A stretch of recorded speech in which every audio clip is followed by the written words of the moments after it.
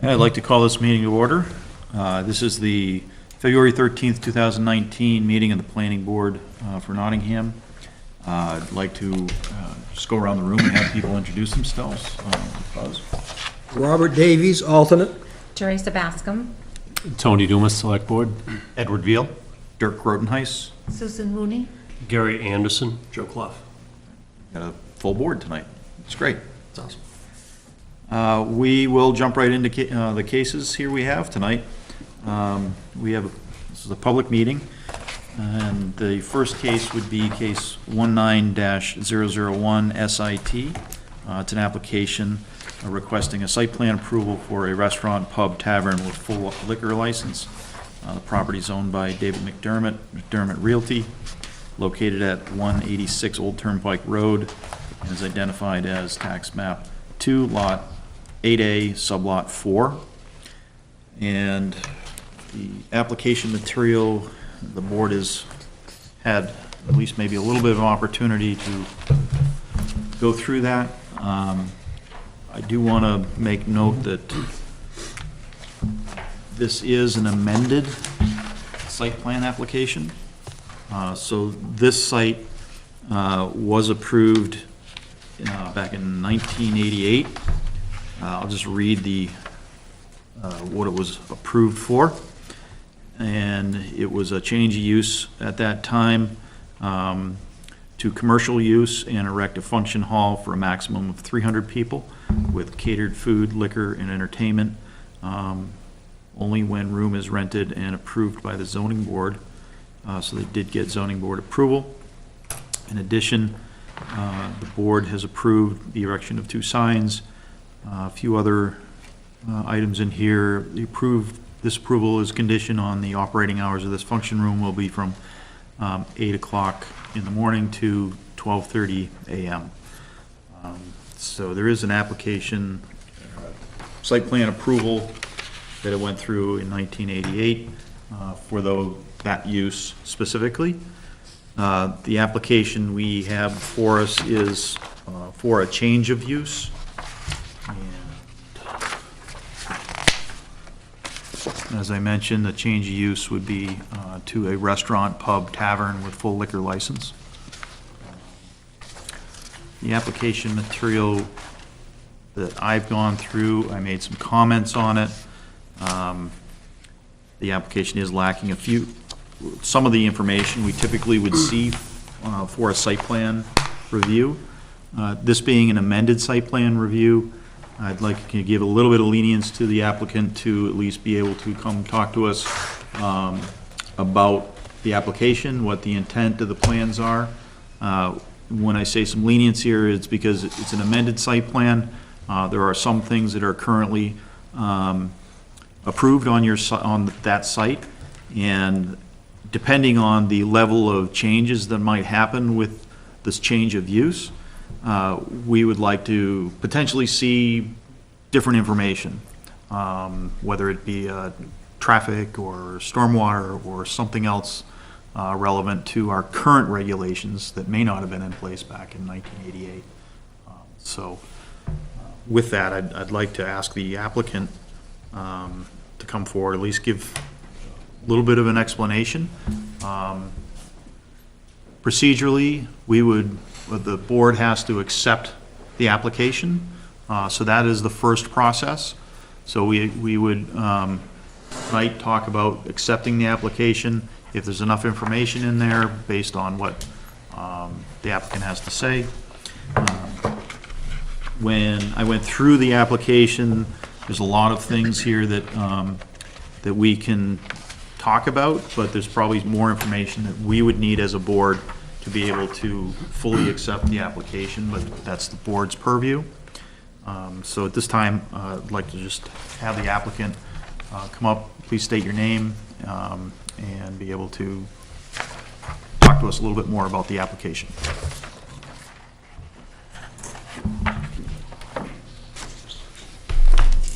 Hi, my name is Laura Horning. I am the applicant looking to purchase this piece of property to change it to a restaurant. with a full liquor license.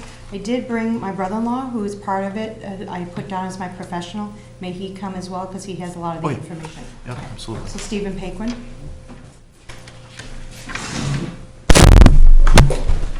Great.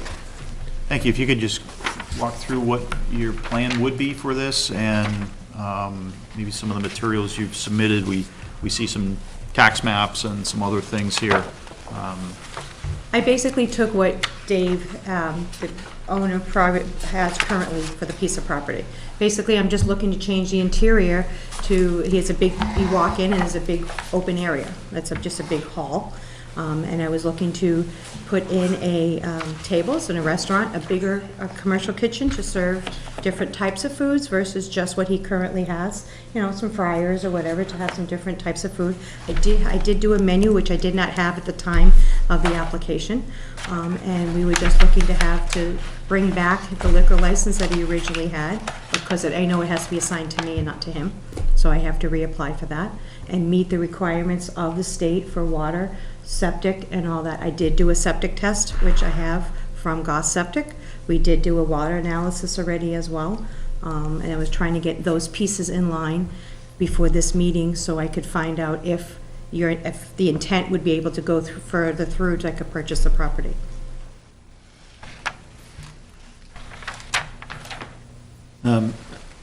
I can step through some of the items that I noticed in the detailed review. Unless the board wants to ask questions.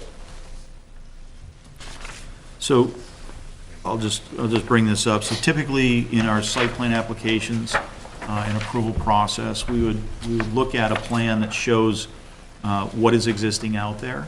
So that would be the parking lot, the circulation, the building itself, how things move around, the pedestrians and vehicles, but also how the drainage flows, and how the access is into the building.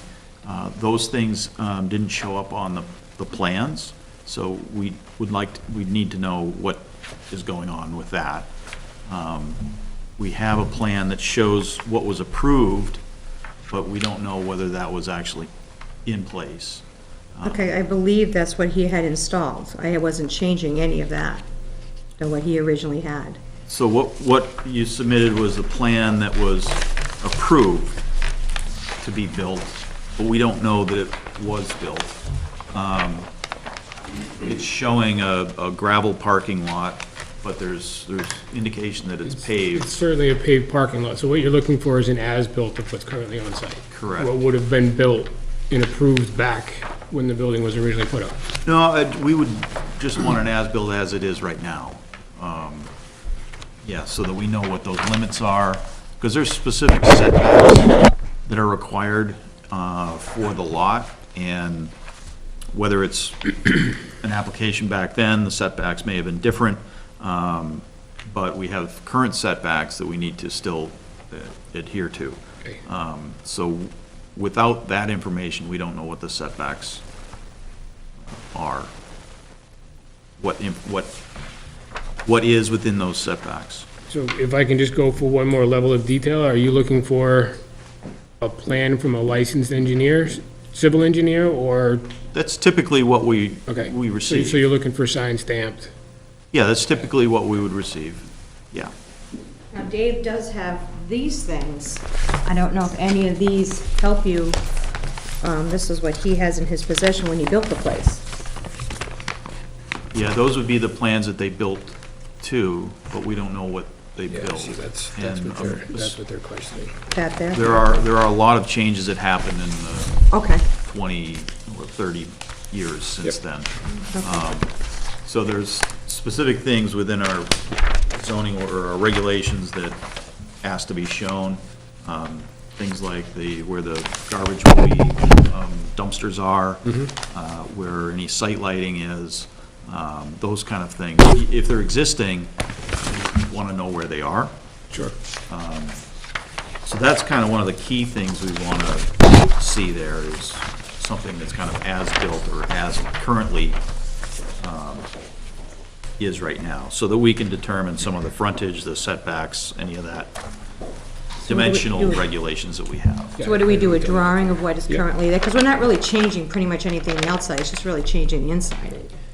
Yeah, it's a change of use, so there are some changes that happen out on the site. What? The full site plan. Okay. Yeah, so there are changes that do happen out on site, even if it's just changing some interior. So just the virtue of it changing its use from, say, a function hall to a restaurant, while they're not significant, there might be differences in how many parking spaces are required. You know, certainly now handicap accessibility is a requirement. So what happened, how that is proposed. Okay. So that's the information we would need to see to kind of review Sure. that in a lot more detail.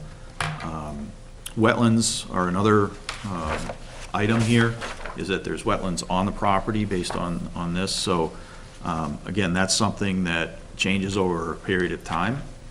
So we would want to see where those wetland limits are.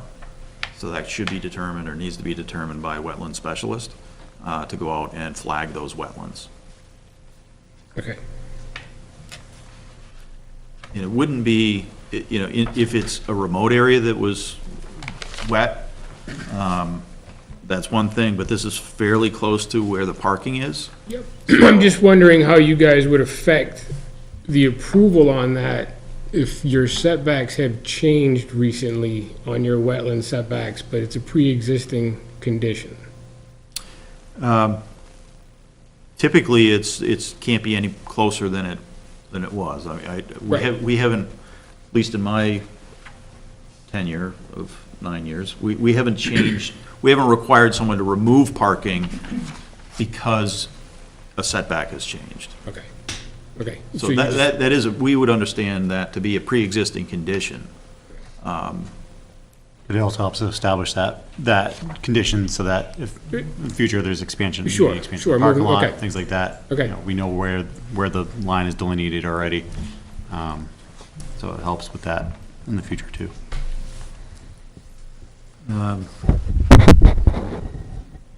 Any other, we'd probably want to know where the well is located. And we do have the septic plans that were approved. And you guys had indicated there might be a newer septic plan, or was the previous one? It's the previous plan. We just had a current test done on it to make sure that it was still viable. So, I mean, that's a state requirement, so that's under the jurisdiction, but we want to make sure it's shown, and it might be shown exactly where that site, the septic plans are, and that's fine. If Okay. I mentioned the handicap parking, but also the accessibility to the building. Parking, drainage, our drainage and stormwater management requirements have changed. While this is a current and existing use, if there's no changes in the limits of the parking, we may make some suggestions or conditions on maybe making some improvements on how the stormwater goes, maybe protecting some of the wetlands, and but we want to make sure where those wetlands are and where the limits of the parking are. Okay.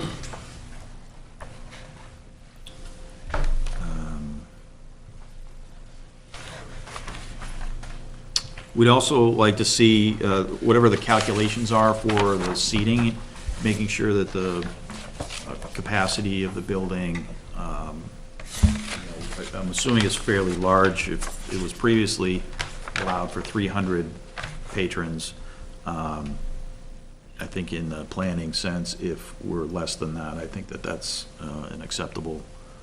But as far as code and zoning or building goes, that's something you'd have to deal with the building official on. Sure. I did see in the file, just for also the board's knowledge, that there is a New Hampshire driveway permit that was issued, so because it's on a state route, they have the jurisdiction of where the driveway comes in and out of. And with 300 patrons, from the hours of what it was approved, 8 in the morning till 1238. 30. I guess we just want to know how many, if there are actual seats that are going to be there, what's the difference between the previous and then what's proposed? Sure. As far as I the mean, seats. I'll have it on the drawing, but right now she's going down to about a third of what was approved. She's gonna be around 100. So if there was a major change there, you should probably just check with New Hampshire DOT and if they wanted to update that. Sure. We don't have that jurisdiction.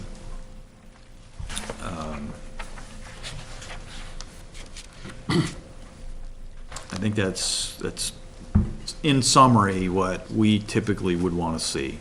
Okay. This being an amendment, there are some areas that we wouldn't need that much detail on. So that's the guidance that I have, and I would like to bring it to the board if there's other concerns or comments. I've got a question, Dirk, on, I think when you were reading the application, originally the building was approved for a function hall, catered food. So my question would be, is there a kitchen there now? Is it an approved kitchen? And Yeah, the site plan, the plans that we do have in the file have a kitchen in it, so they did cook there, so it just doesn't say restaurant, it just says catered food. So I don't, are you thinking that it was cooked somewhere else and brought here? right, and the kitchen probably was for cleanup. Could be. I don't know.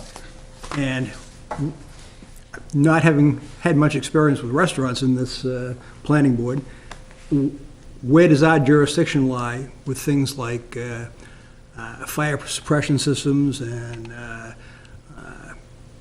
the kitchen itself?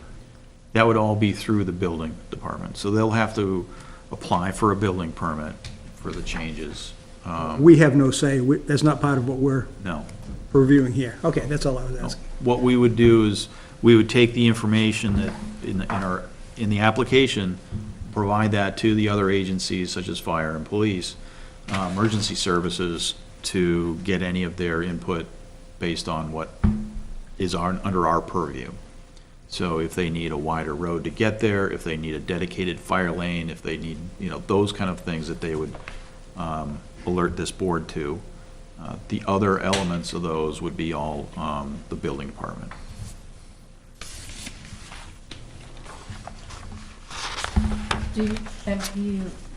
I might have missed it in all of the other discussion, but is there going to be any change at all to impervious surfaces?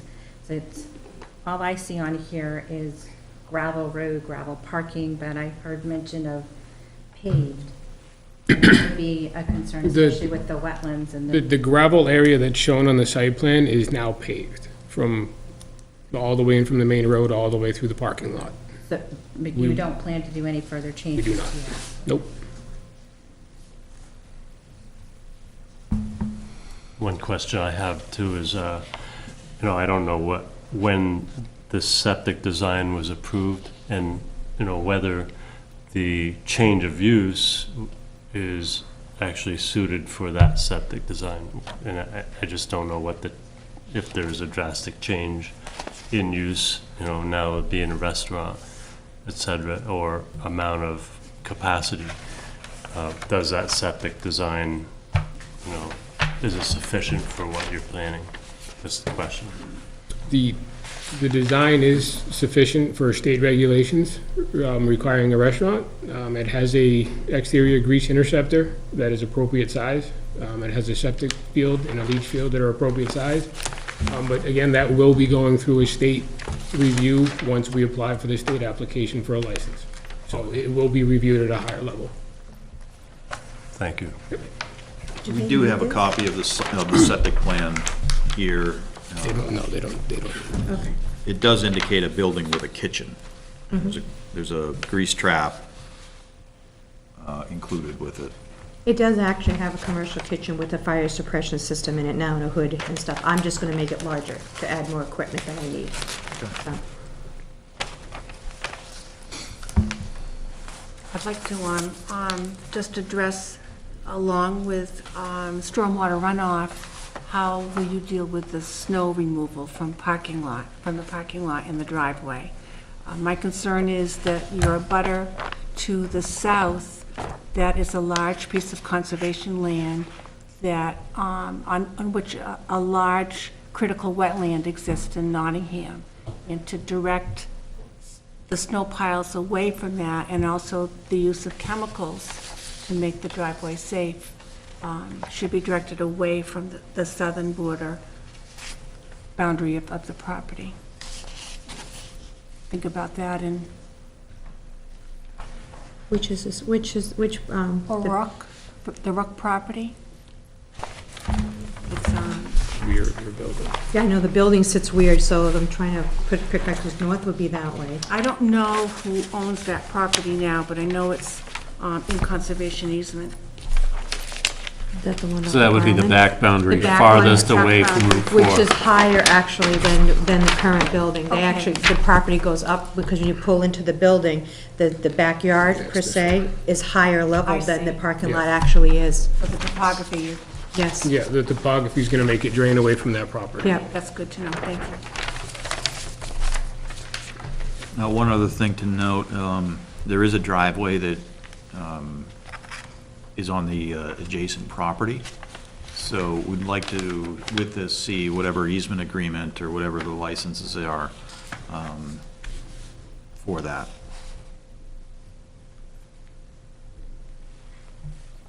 That'd be in a deed? Okay. It'll either be in it or filed with it. It's like note 5 references that. At least in that plan. On the top, yeah, granted driveway access, Okay. right away.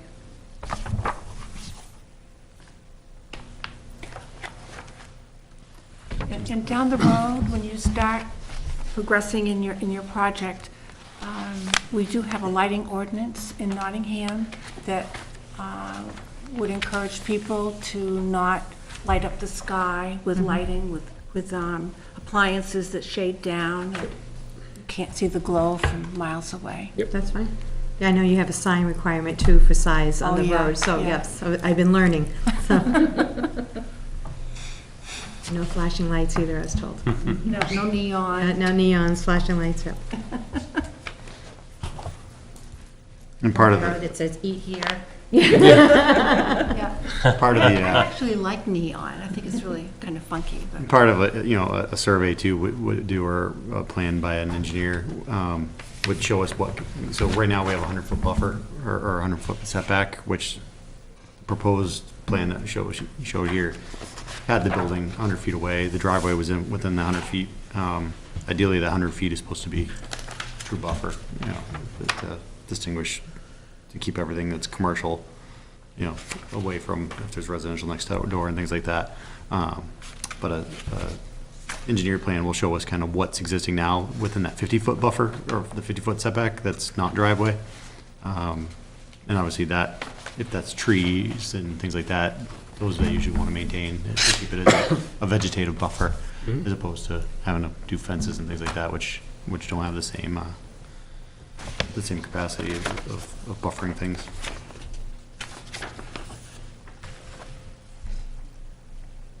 Anybody else have a comment? As far as the definition of the maximum lot coverage, out of my own ignorance, is that just the building, or would the impervious parking lot surface count? So that's something we probably want to find out on the current. Yeah, I tried to calculate that, but that part of the plan would, an engineer plan would show that, but I tried calculating it based on the tax map aerial view, and it looks like it's about 3/4 of an acre that's covered right now. Okay. So So it's good. yeah. Yeah, so that's the other thing that happens a lot, is additions and things that happen to buildings, if we can get whatever that outline is. Coverage, yep. Maybe I don't think much has really changed since he built it, so it's the original building does not have any additions, and he just paved the gravel part of the parking lot to a hot top.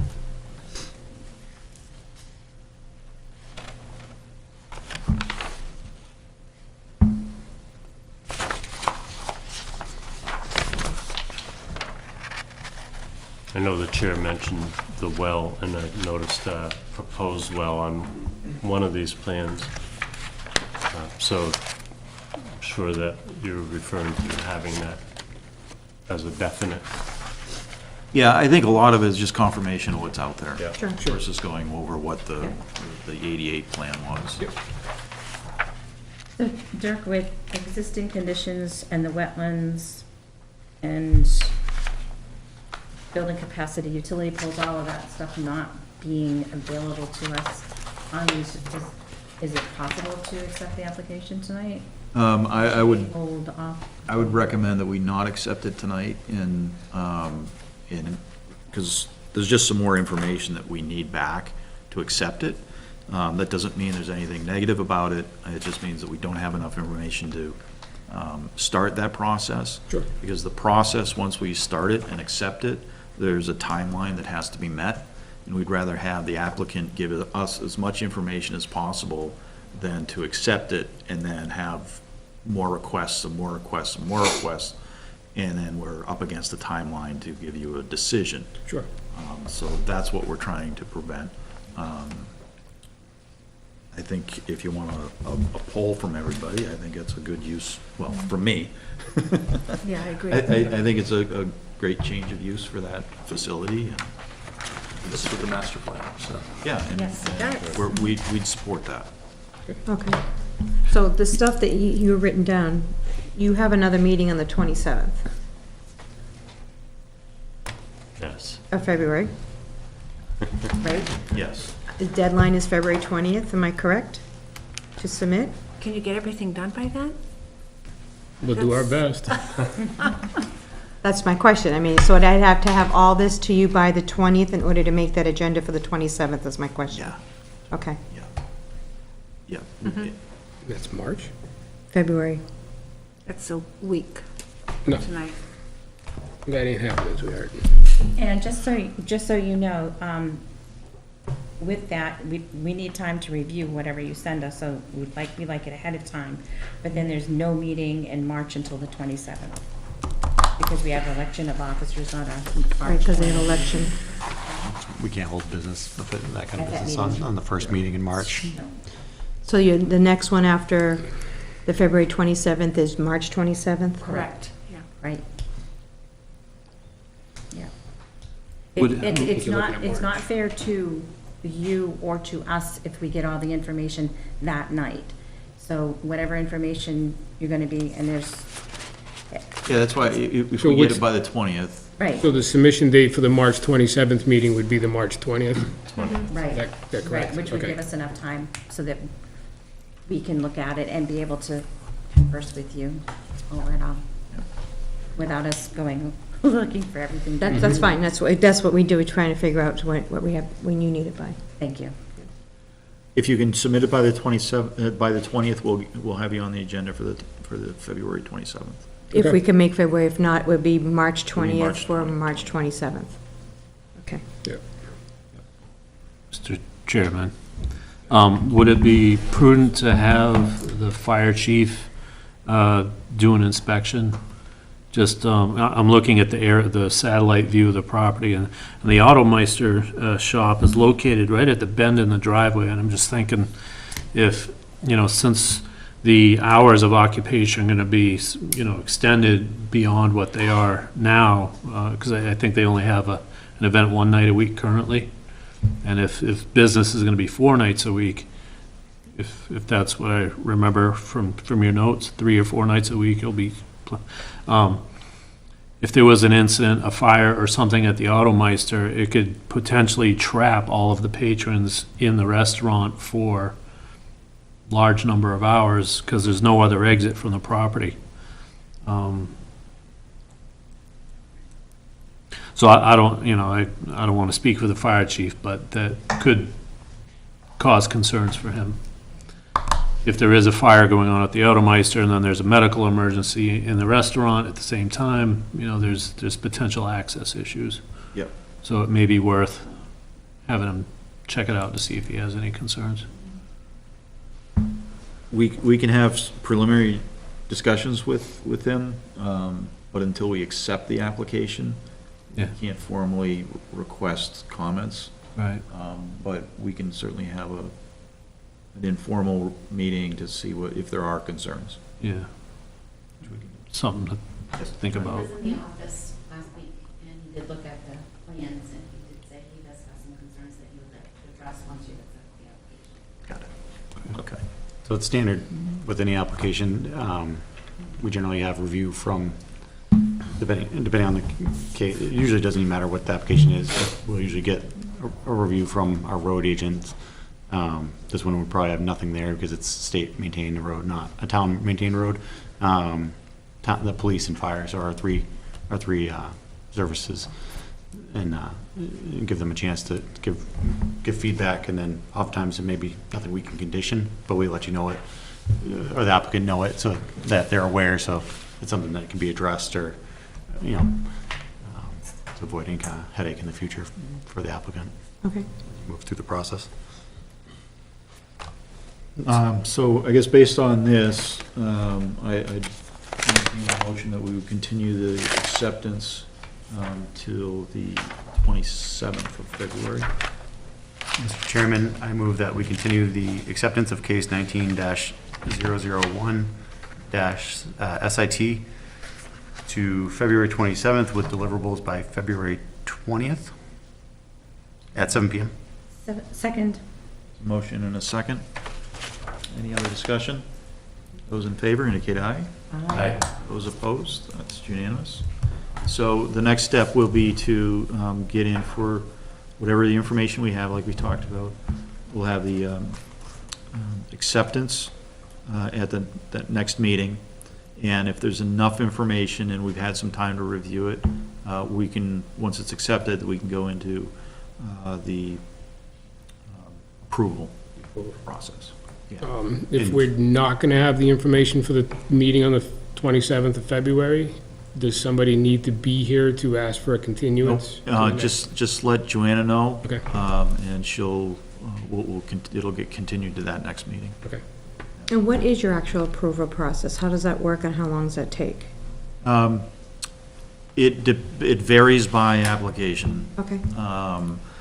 I would think that if we have a plan with all of the information, that like we had just indicated in tonight's meeting, if we have that in time to review it, it shouldn't be I don't want to say anything that's not binding here, but it shouldn't be more than a meeting, 2 at the maximum, Okay.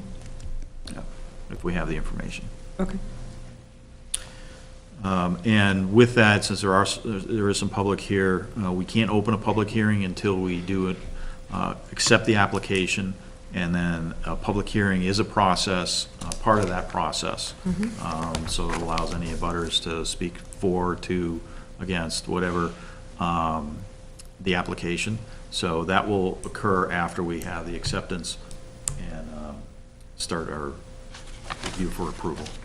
And one thing to mention with that, though, since if you're in a butter and you were noticed by postal service for that, that's the only notice you get. After that, the continuances go by the meeting, so you don't get any more notices by mail.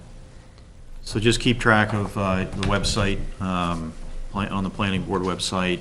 If you can just view that when the meeting will happen, if it's not going to happen on the 27th of February. Okay, so it's just the website, so there's no more certified mails that go Right, out? right. Okay, Only need to do that once. okay. And then if there are some questions you might have as you're gathering some of that information, feel free to reach out to Joanna, and we'll get you answers before, we'll get you answers quickly. Okay. Yep, Okay. All right? absolutely. All right, thank you. Thank you.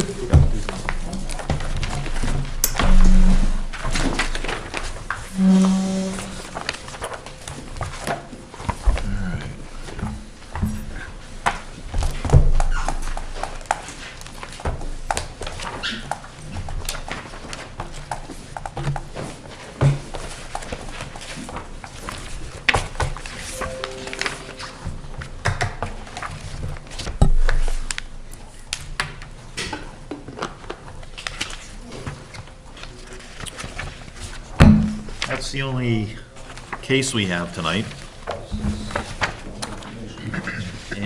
Anything else I guess we can go around the room.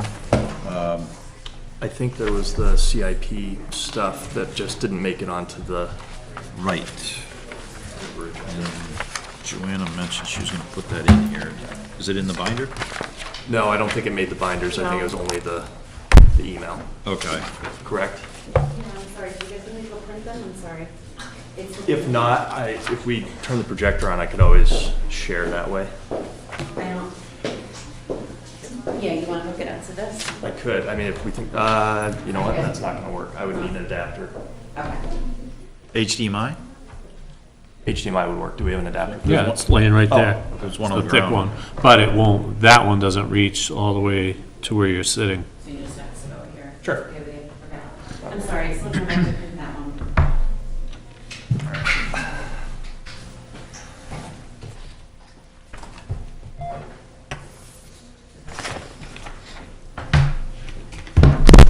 Joe Clough, planning board. You state your name. I would like to preface this, I was out of town when the meeting happened. I was able to follow up with Chris last week or the week before. Oh, it's not going up there. It's not plugged in yet. It's not- Do you want me to get it to project on the television? It's not gonna work because I have a micro HDMI on this, so. We don't have Fancy new equipment that doesn't work. We don't have micro HDMI here? Apparently not. It will take a moment for me to print them, or we can go by his dictation. What I still have the email, so Okay. I'm good. I'm good. Okay, well, we can just do it that way. There were a few changes from last year, but nothing significant, but I did highlight some notes on things that were pertinent to planning. In particular, bear with me. In particular, I noted Did you see? with the highway department, significant requests both from the capital reserve fund for a new 10-wheel dump truck with a plow, warrant article for a new excavator. I believe the rationale is we leased that today, so it would be purchasing an excavator, and road reconstruction on the priority list. It looks like beginning some work on Ledge Farm using our standard road reconstruction operating budget outlay. Quick, one comment on the 10-wheel dump truck. The current one is a smaller vehicle, needs to be replaced, and the idea, I believe, with the larger dump truck, it would actually be fewer trips. There's more capacity, more efficient. Less downtime. What's that? Less downtime. Yeah, exactly. So that was all for the highway. As far as the administrative budget, there's the line item around invasive species, so that is still there. And for schools, there's a request for next year, leveraging warrant article and impact fees for new modulars. I wasn't at the meeting, so I'm not sure if the impact fee conversation, if that popped up like it did last year. I know there were concerns about if impact fees applied for the modulars or not, but it's out there for the 2020 projection. Those are the things I noted as far as the next year. And then looking farther out, there's stuff that's been on the CIP for a few years around the Quint for the fire department. Couple new vehicles for the road department, grader in a few years.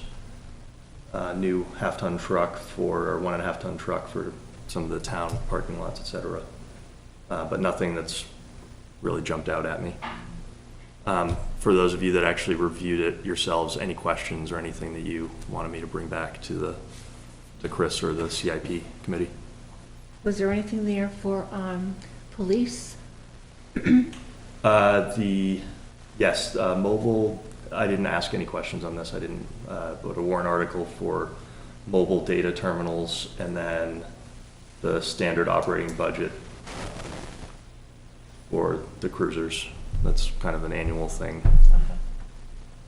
I think they rotate them every 4 or 5 years. Yeah, they got, something like yeah. that. They've got 5 or 6 that they rotate, so it's one a year. Do they still have a boat that goes out on the big lake, That's rescue, or? the fire department. Oh, fire department, okay. The mobile data terminals are the laptops that Oh, are yes. built into the cars so that they can do stuff right there on the spot, you Yeah. know, run licenses, run license plates, do records checks and so on, without having to call it in to the station by phone or call it in to dispatch by radio and then sit there and wait. That sounds So, efficient, yeah. yeah. A couple of years ago for the fire, that a boat was approved. It was without the motor, it could be carried. With the remember motor, it was unlikely that it couple could be carried, years but it ago. was one of the rubber type ones. Yeah, Better. yeah. What's, and this, you may know or you may not. The excavator, is that for when we do like, Yeah, so do an entire like road the, it's replacement? it's been on the wish list for a while, and, but they're just, you know, taking into account sensitivity, you know, towards adhering to the CIP plan and trying to keep those bumps in the tax rate steady. We kind of haven't really addressed it till now. But we'll have enough fund balance this year to get one, so it's, you know, the stars have lined up this year to give us this target of opportunity. And the excavator, and that's actually for an excavator and a trailer to haul it around on, it'll give us the ability to do those ad hoc jobs that we have to rent it for now. But there's also a variety of routine tasks, you know, such as digging out the gullies on the side of the roads, you know, stuff that, you know, it's work that we'd like to be doing more regularly, but don't because we don't have an excavator to do it. So, you know, there's, like I said, there's enough ad hoc work and, you know, plannable, schedulable, manageable work to justify getting it. And there's a lot of, you know, potential emergency issues of road floodings and stuff if Yeah, so they can dig yeah. out culverts. Yeah, one of the examples, like some of the roads now where the, you know, with these warm spells, you know, the culverts, they fill up with water and then they freeze and then the ice actually swells over the road, covers the road. And they can use the excavator to, you know, crack that shell of ice and dig it out and make the road, you know, expose the dirt again. And that's, you can do that more effectively with the excavator than you can with a grader. Tony, do you know if that's similar size to what the town's been renting typically? Smaller machine? I'm not familiar with what they've been renting, but Ben had pictures for us, and it was a good size unit. It wasn't like a little landscape excavator. It was, I guess you'd call it a medium-sized, you know. It'll fit on a, like a 20-foot trailer, you know, that you know, our dump trucks can tow it around from place to place, so. But you know, the big hit, when we have to rent one, then we have to make sure all the work is lined up to make sure that it's done, you know, before we have to bring the thing back, and then we have to take the time, you know, send somebody to pick it up, right, and then somebody's got to go to bring it back, you know, depending on where we get it from. So there's a lot of supporting logistics that go along with renting one that are also time consuming, and if we just had one and could make use of it when we needed it, it just make more sense. Is there any, I didn't see it in the town submission, was there any info on the lifespan for the excavator? Not that I'll follow up with Chris, just to. yeah, not that I recall, but Chris does have the make and model information. Piece of equipment like that, I mean, you know, much like the grader, you can expect to get, you know, at least 10 years out of it, you know, properly maintained, of course. But I mean, I'd start from that, but get the specifics from Chris, definitely. One other thing of note that Chris and I talked about, if you look at the administration row, there's a projection for 2024 after the solar panel lease gets to a certain point, we have the option to buy. And it sounds like from a financial standpoint, we'd essentially be powering all of the town buildings, and then own that going forward. So obviously saving on power bill, and it's a good step in the right direction. I liked it when you Green paused and energy. said powering all the town. Yeah. You added Buildings. buildings.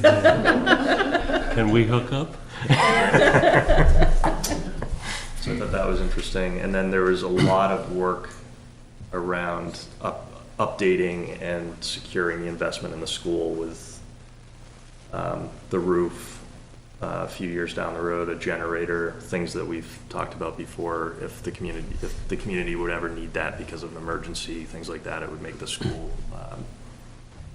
an option for folks if they were kicked out of their homes for whatever reason due to an emergency. And we talk a lot about the flood risk in town, so if you look ahead, then there's that potential we might need to put people up for a while, so. But it seemed like good stuff, and the overall budget is pretty much in alignment with what we've done over the last few years, so. It'd be pretty neat with the solar. I don't know if it ever happened. I know they'd originally talked about putting like something up in the school so they could show, what power is being generated, live, for like learning purposes. But it'd be pretty neat if they could just embed something on our website, on the town website, showing Yeah, actually, that's part of the package, is that the, generating and offsetting and yeah, saving in total cost too. I don't know if it's the inverter or the regulator or some gizmo that's part of the overall system has a built-in web interface and a web page that you can just make available to the public, so people can go right to it and see, hey, this is how many kilowatts we're making right now, or how many. Yeah, I don't think we're at megawatt scale, but there will be something for both the solar array at the fire station and at the town hall separately, so you can look at them separately and see how they perform. They may be online already, I don't know. I'll have to ask Chris about that. Okay, thanks, Joe. Joe? You're welcome. Thanks, Joe. I'll stay with you. Do you have anything else? We've met since our last master plan meeting, so nothing new. Our next master plan meeting is on the 19th with a snow day of the 26th. And still soliciting for volunteers, I suppose, if people want to show up, yeah. Yeah. And we will be entertaining Courtney from the rec department to Right. come and talk to us about that 10-year plan and where she wants to go from that point. That's right, actually, that reminds me, so in our last meeting, there was some discussion about, and I'd like to bring this up for the rec purposes, but when the Marston property is developed, maybe have the town consider doubling some of that not doubling the parking lot, but having it double as a park and ride or something that we could provide, especially where that location is close to 125. And it might be a place for commuters that are driving to points south to do like a ride share within the town parking lot, so. 4 points east? 4 points east, yeah. As in the master plan. There was mention of that as an action item in the master plan. Providing park and ride. Yeah, activities. I know. That's always, we've probably talked about it before, but that's always one of those things that a lot of times they just don't work. It's just not in the right place, or Sure. just isn't the interest. So a dedicated one isn't the greatest idea, but if there's a dual purpose. Exactly.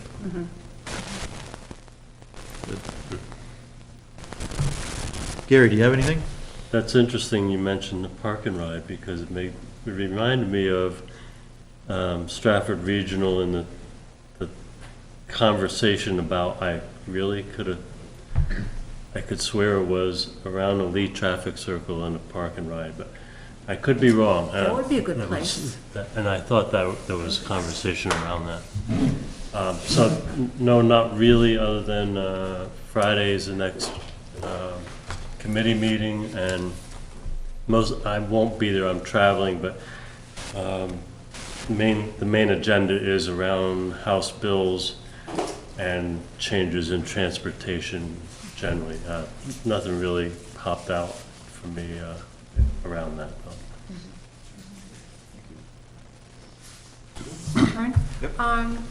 I want to bring up a thought and share it with you folks. The Conservation Commission, working on the stream protection ordinance, it was frustrating to go ahead because we didn't really have any direction, who does this and then what happens and blah, blah, blah.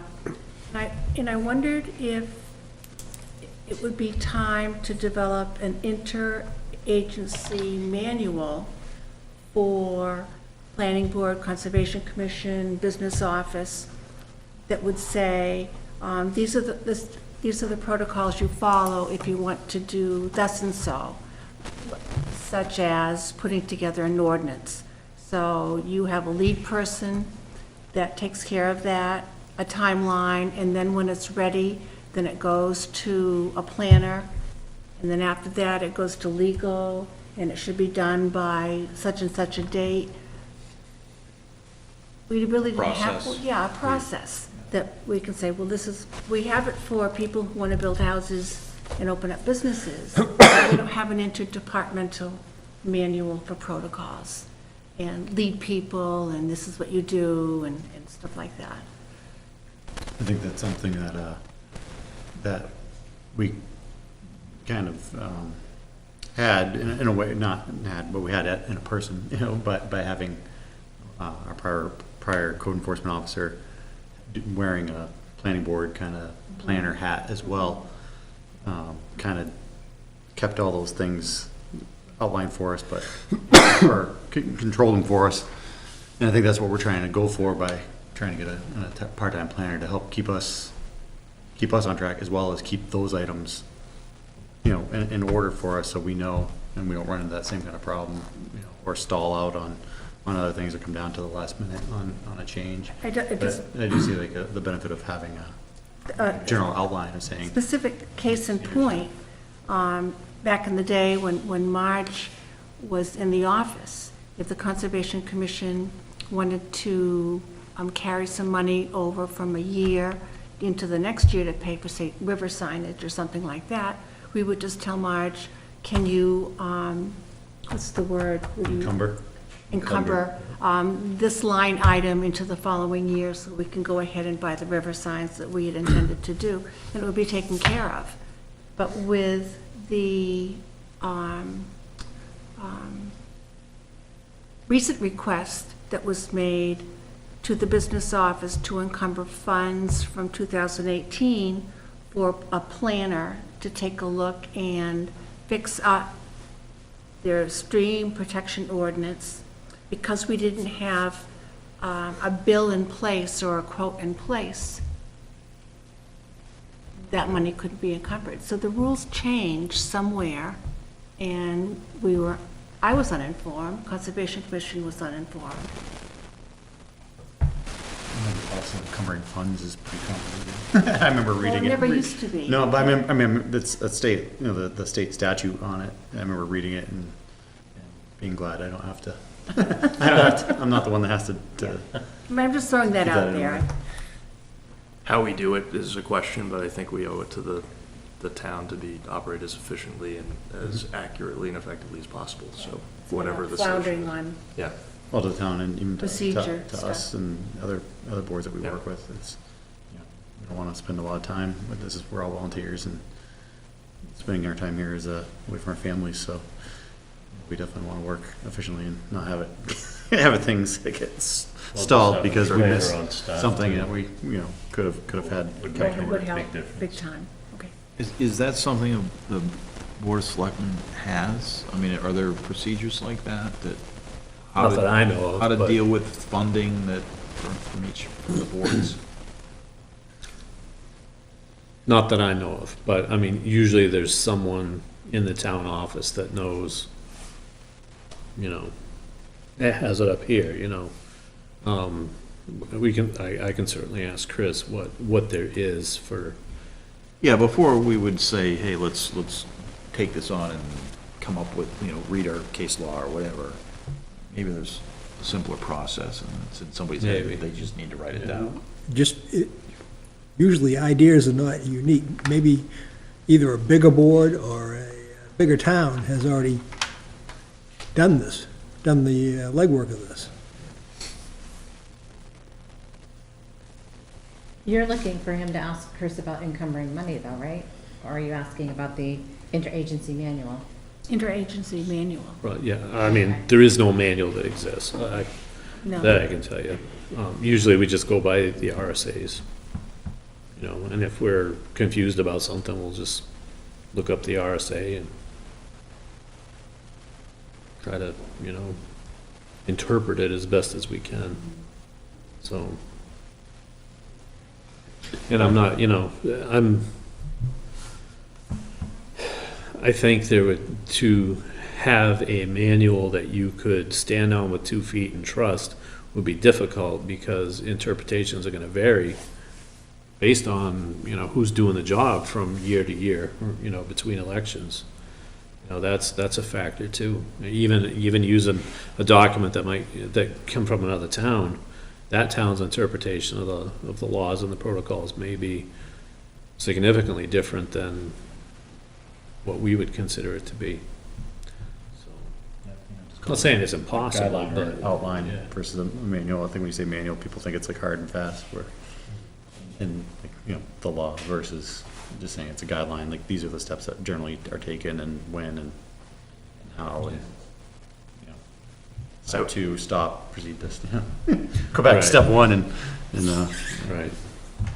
I would suggest that maybe we just take it on ourselves when situations like that pop up, that we note that, and then figure out what our next steps are to make sure it doesn't happen again, or, rather than trying to eat the elephant in one bite, when it comes up, we see the problem, and then we try to develop the process for it if we need one. Or identify where we should look, so we can at least say, in this situation, look at RSA, blah, blah, blah. I think this could be a good item for our potential future part-time planner to assist with. Yeah. I That's a think good that's idea. I gonna mean, help. look at all the potential interface points between this board's, duties and responsibilities and those situations that arise that require interaction with another board or another individual, and then map out, whatever steps or, create protocol if need be. But I mean, we know the duties and responsibilities of this board, and we know where the line is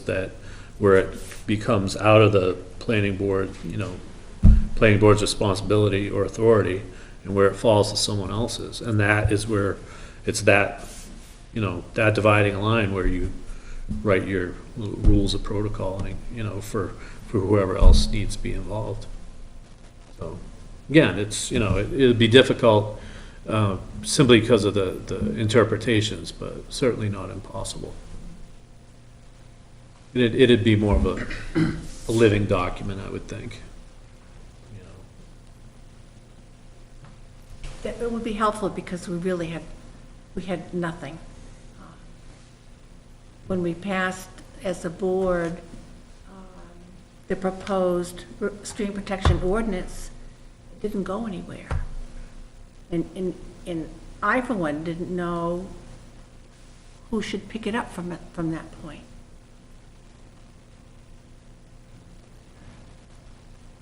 So now we know. Frustrating to do all that work and have it just sit there.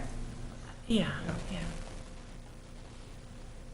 Well, we'll do better, and when those opportunities, is it still in limbo right now? We need to wait for a planner to put it in the form in which it'll fit into the zoning ordinance. But we have to wait for our budget to pass because we were unable to encumber funds to do that. So just as an update on the planner, believe that the requisition should be going out momentarily, right? So we went around a little bit on descriptions, job position descriptions and whatnot, but I think that's been ironed out, and I would think it's probably gonna go out within a week, Yeah. if not sooner. Not as optimistic as, with the market that's probably out there for a part-time planner, so we have to have a plan B. And that could be just outsourcing it, going to the RPC, something like that. So I do think that we need assistance and help in the next cycle here. So that's something that, we should really commit to. If we don't get a planner on board, within the next month or whatever, if it's not really looking like there's candidates available, let's not wait for that person to come on board. Right? But drop out the assignments. We will have money available in the next year's budget to do, a consultant or an RPC. Should we have a presence at the budget committee hearings when they go over the proposed budgets from the different agencies? That's Joe, Okay. isn't it? No, you see it. No, I'm it's CIP. I'm CIP, but if we wanted to send someone, I'd be happy to do that. Well, it's already happened for this year. That's kind of what I thought. But Yeah. Oh, all right, I didn't know that. You mean this planning board specific budget? Or, Well, in the past, the budget committee would have a public meeting in which people from various boards would come and speak to their particular request for money. And they would go through line by line. I'm not sure if the process has changed, but I remember attending those hearings. I worked with Chris on the all budget, finalized. and I did not get any It's off to the invitation to ballot. such meeting, so I just assumed that, Process might be different then. it was accepted. Yeah, the process hasn't changed, and generally, at least the last time I was on the budget committee, that they usually don't call in department heads unless there's like something major they're asking for, or there's some significant change. But I know the town budget they've already had the public hearing, and it's already been blessed and approved and sent forward to the Good to know. ballot, so it's all good to go for this year. So then the town administrator will likely be speaking towards it at town meeting. Yeah, and he generally does the presentation for the budget.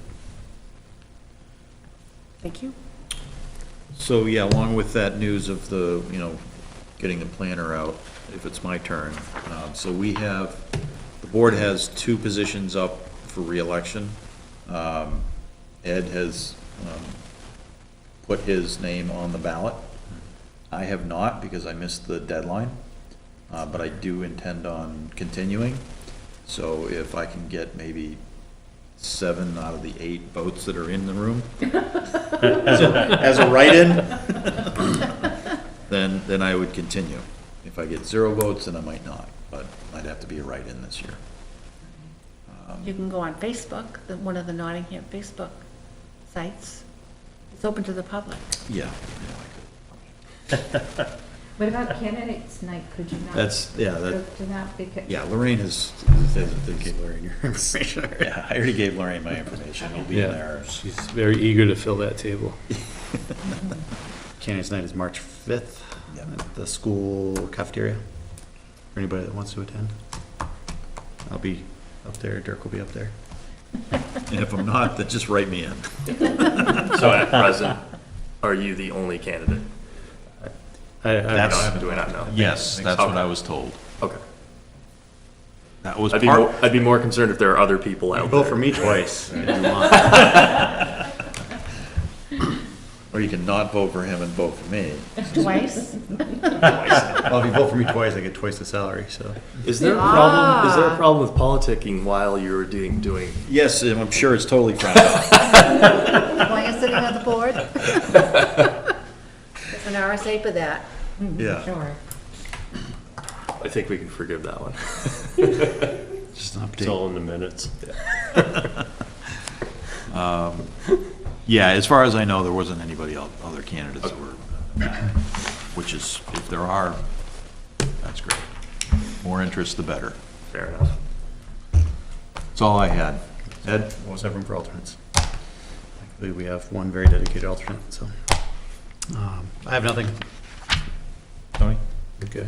So as I said, the budget's been approved and sent off to the ballot. The warrant articles are all signed, approved, blessed, off to the ballot. Two things of note there.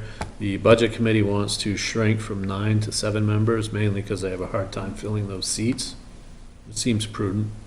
I mean, back when I was on the Budget Committee just 3 years ago, we had 2 empty seats for the year. So, I mean, it's been an ongoing thing for them. Also, the Board of Assessors has asked, and we've got a warrant article out to basically dissolve it because there's, I guess, due to lack of interest. That's the best way I could put it. And that's not a board that we have to. What's that? That's not a board that we have to statutorily have. Right, right. So the select board is gonna take over those duties. And of course, we were all talking the other night, none of us know anything about assessing, so we're gonna get some help on that, some, you know, try to get a little assessing boot camp, just to make sure that we're doing things right. And what else? Isn't it interesting that the town grows and interest in helping the town move Yeah. forward does not? Yeah, interest in, I realize that almost everything is voluntary, but, you know, it just seems like people could step up and be Step up and- involved in yeah. something. Especially because at this level, you can really see the direct impact of. Yeah. yeah. I mean, there's a lot of people out there on social media that, they gripe and complain for lack of knowing how things really work, and I've always written on my little Facebook page, you know, try it out once, try it out for size, get on one of these boards, Budget Committee, Planning Board, what have you, try it out, learn how things are done, Or right? attend the meetings. And, you know, come to the meetings, yeah, I mean, we had our public hearing last time, no one showed up, That's right. you know? But there was an army of people complaining about all the things the planning board were doing to sell out the town. Well, where were they? Where were they? That's disrespect to all the people who volunteer to make this town work, you know? And it's immature, you know, just show up, be a part of the process. If you have a problem, bring your problem and bring a solution too. Bring your ideas, you know? That's all I ever ask of anybody that would rather sit around and complain. Just, Hide behind Facebook. yeah, you know, Facebook warriors, I call them, but, you know, I wish, I agree, I wish more people would step up and try it out. I think there's plenty of people in this town smarter than me that would do an excellent job on the select board, but they don't want to put themselves out there. You know, some people are just worried about being in the public eye, they don't want the negative attention that comes along with the positive attention, and, you know, and to that, I've always told people, it's not personal, it's just politics. Just, you know, water off a duck's back, just roll with it, because it's not personal. At least I don't take it personally anyways, but yeah, it's sad that the town grows and interest in participating declines, but the complaints grow. Doesn't happen in a vacuum. You know, it's not a spectator sport. People have to get involved and participate and be engaged with the process in order for it to work. I know we're running Agreed. long, but I would just like to add to that. I think that's, people that live in this town or live in New Hampshire in particular should appreciate the fact that it is about the local government. It's about having more impact over your life. And people spend all their time thinking about what's happening outside of New Hampshire and outside the town. Right. When if they stopped and realized what's here, that's why I got involved. Yeah. Because there's too much about what's going on that we don't have control over. This is where you have an impact. So hopefully people start to recognize that they may not like what's happening in Washington, but they can have a direct impact Yeah, here. within the confines of Nottingham, your words matter. Agreed. Good points. Yep. And Lisa. rant. Well, speaking of the 19th, that is the next 300th committee meeting as well. Is it in the February evening? 9th. It is Ah, at 7 PM. We're meeting, I thought it was in, maybe in the kitchen area, I don't know. But they're having a meeting as well. So is the zoning board, so I'll be splitting myself in two that night. What time was it again? 7 PM. Come and see what's happening for the 300th. Speaking about being involved. Well, we have a master plan that night, so. we do. Yeah, 6:30. I know, it's like, it's a busy night for the town. It is. Good? I'm good. I'm good. Good? Joanna? It's good to see you too. Please don't forget that we have a design review for an 18-lot subdivision on Guyla Road at our 27th meeting.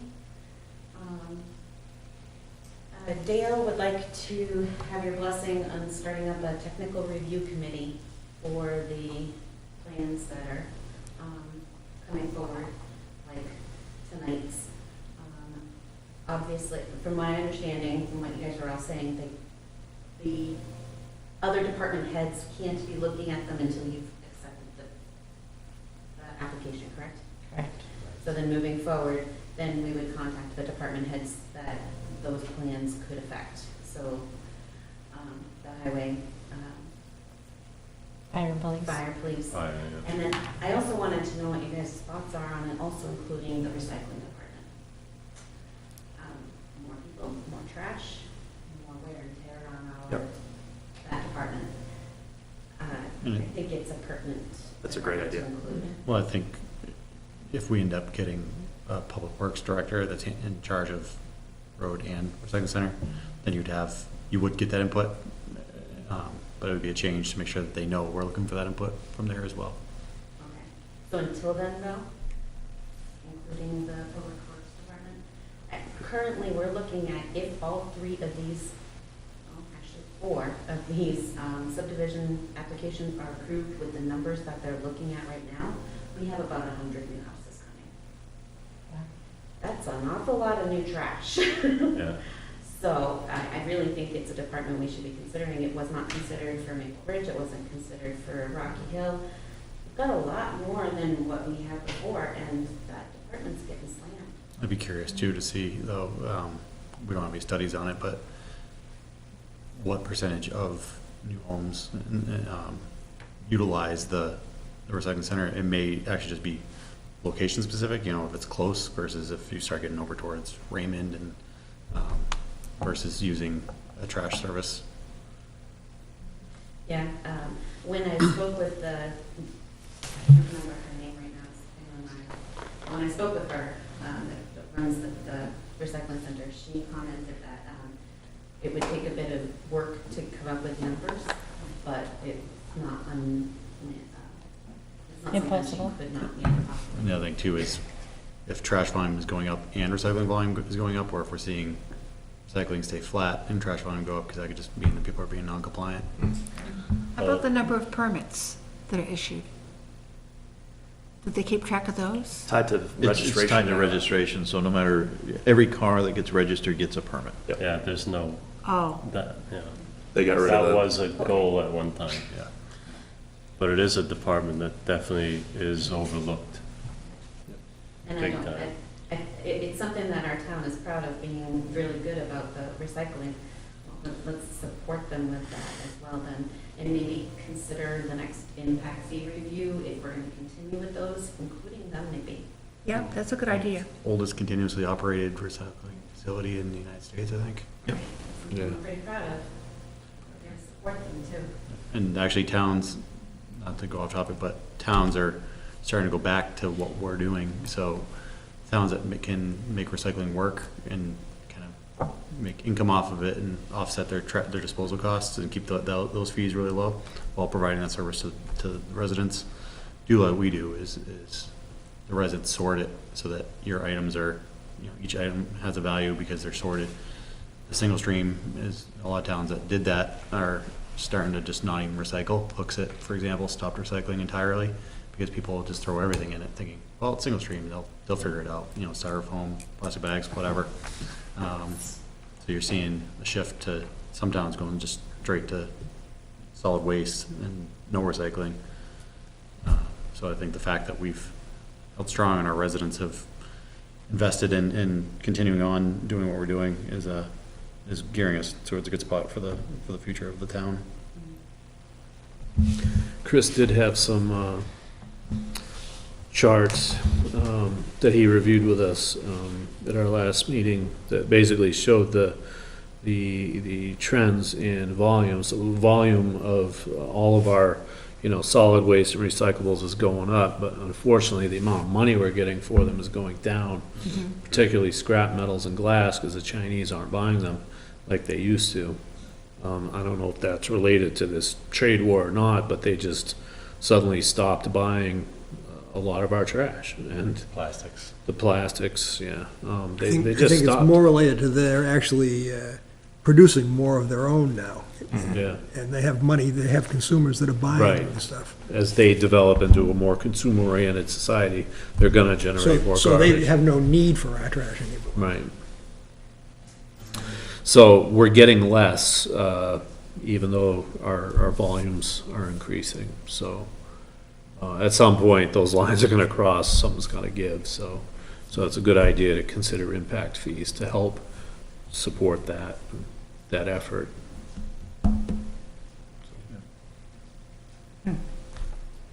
Great. Minutes? Minutes. We have two sets, right? I know we only mentioned one set on here, but did everybody get a chance to see the February 4th? And I understand that it is only one page.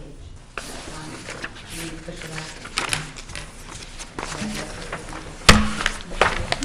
Do you want a motion for both or just the one? I've had a chance to review.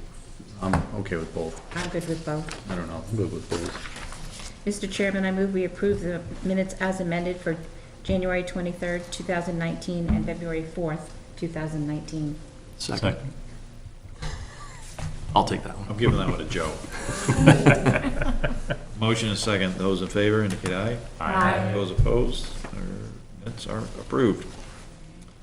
And then, You want the next part? Next part. Adjournment? Let me see, what's that? Mr. Chairman, Motion to adjourn. Mr. Chairman, I'll make a motion that we adjourn. Second. Contest. motion and second by Gary. Got it in. I was tempted to steal Those that in one. favor? Aye. We're adjourned.